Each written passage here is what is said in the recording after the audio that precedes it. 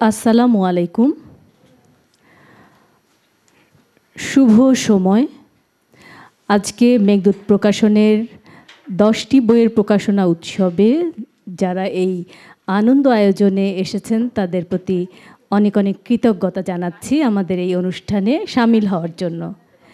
মেঘদূত প্রকাশন আসলে যাত্রা করেছে 2022 সালে।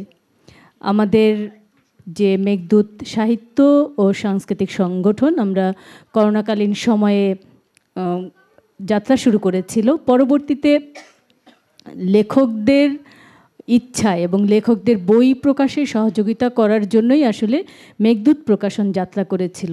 মেঘদূত প্রকাশন যখন যাত্রা শুরু করে, এটা সম্পূর্ণ এটা মুনাফা ভিত্তিক কোনো প্রতিষ্ঠান আসলে না, প্রকাশনা প্রতিষ্ঠান আসলে না। আমরা যারা এই মেঘদূত প্রকাশনের সাথে জড়িত আছি, আমরা প্রত্যেকেই কোনো না কোনো পেশায় আমরা আছি। এবং যেই বিষয়টি আসলে জানা জরুরি যে এখানে আমরা যারা সম্পাদক মণ্ডলী হিসেবে কাজ করছি, এই সম্পাদক মণ্ডলীতে বেশিরভাগই আমাদের শিক্ষক, অর্থাৎ মেঘদূত প্রকাশনে যারা পরিচালক হিসেবে আছেন বেশিরভাগই শিক্ষক এবং বিভিন্ন সরকারি উচ্চপদস্থ কর্মকর্তারাই এখানে জড়িত আছেন সম্পাদক মণ্ডলী এবং পরিচালক পর্ষদে। মেঘদূত প্রকাশন থেকে প্রথম বছর 2022 সালে যখন যাত্রা করে, তখন প্রথম যে বইটি প্রকাশ হয়েছিল সেই বইটির নাম ছিল রিলে রেস।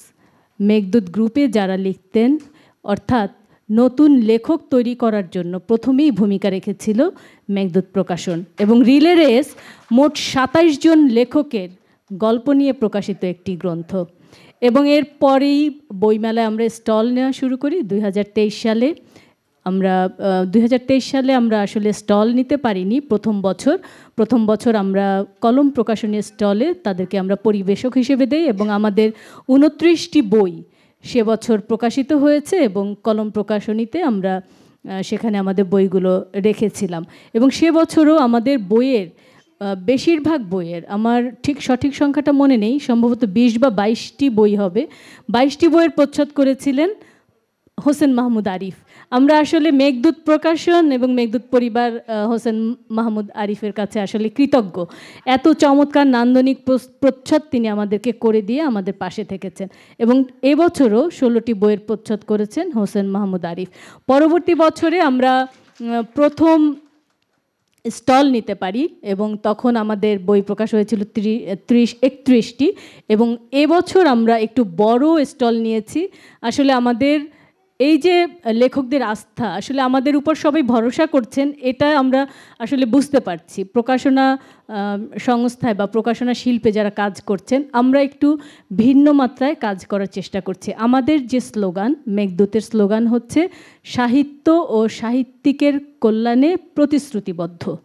আমরা যেমন লেখকের বইটি প্রকাশ করছি, ঠিক তেমনি লেখককে সব ধরনের সাপোর্ট দিচ্ছি তাকে এগিয়ে যাওয়ার জন্য। মূল যে বিষয়টা হচ্ছে লেখকের লেখাটাকে প্রচার করা।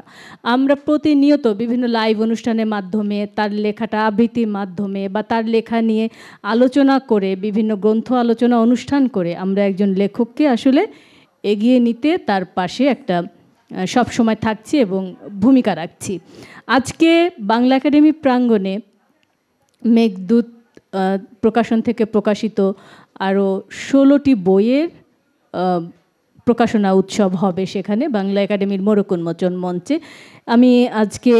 আমরা একই দিনে আমাদের অনুষ্ঠানটি পড়ে গেছে। আসলে বইমেলার সময়ে হল পাওয়া একটু মুশকিল। আমরা আসলে হলটা এমন দিনে পেয়েছি যে আগে আমাদের সেই একই দিনে মোড়ক উন্মোচন মঞ্চেও আমাদের অনুষ্ঠানটা পড়ে গেছে।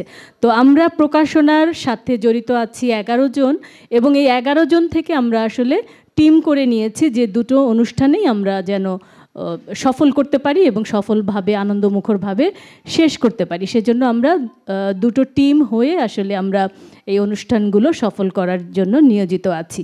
তো আজকে যারা অনুষ্ঠান সফল করছেন এবং আজকে যে লেখকদের বইয়ের প্রকাশনা উৎসব হবে, সবার জন্য শুভকামনা থাকলো। আপনাদের বইগুলো পাঠকপ্রিয়তা পাবে এবং আপনাদের লেখক সত্তা আরও সমৃদ্ধ হবে, লেখালেখি আরও এগিয়ে যাক, এই শুভকামনা করে আমি আমার বক্তব্য এখনই শেষ করছি।